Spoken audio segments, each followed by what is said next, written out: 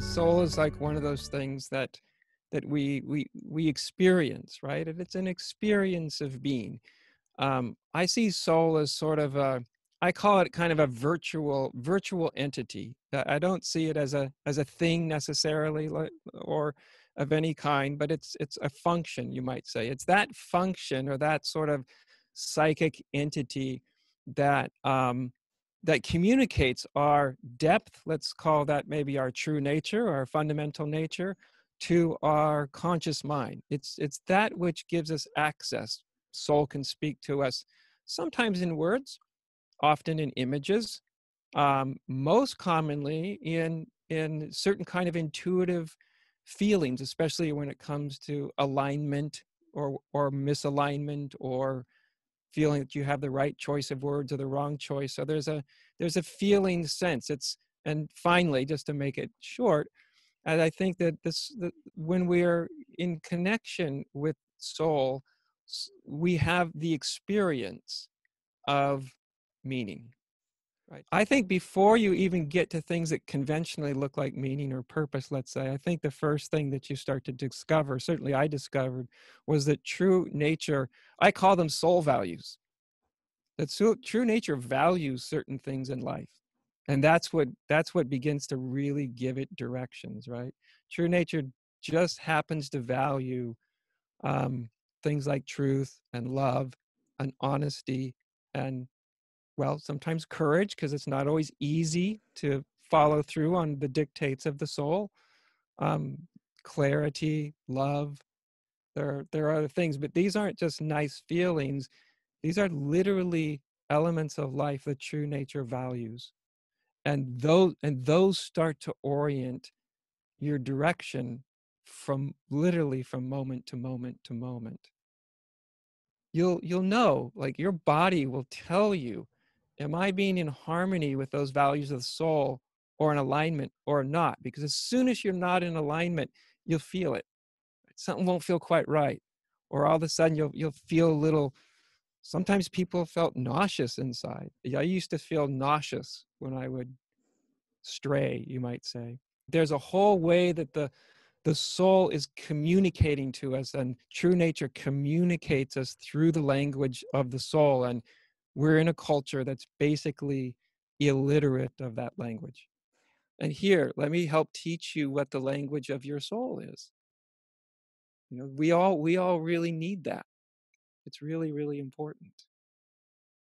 Stories and dreams can communicate things that can't be communicated in just the rational language, right? They're pulling from all these dimensions of the psyche and communicated in so many different languages at the same time.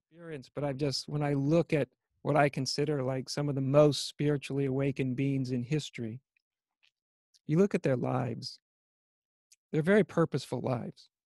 They very definitely had a direction. They weren't just sitting there kind of going like, I don't know. What do you want to do? I don't know.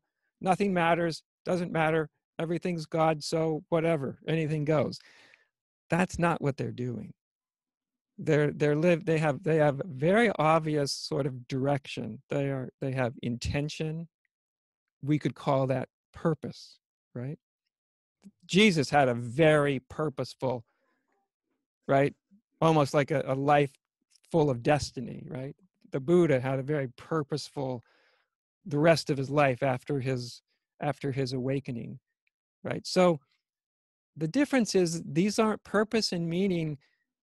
They can operate from a different level of being than just the ego, right? Which is often trying to sort of fill in the gaps, make itself feel better, and all sorts of things that which is relevant. Like if that's where our identity is, fine, then we want to do whatever makes that was coherent and rich a life as we can have.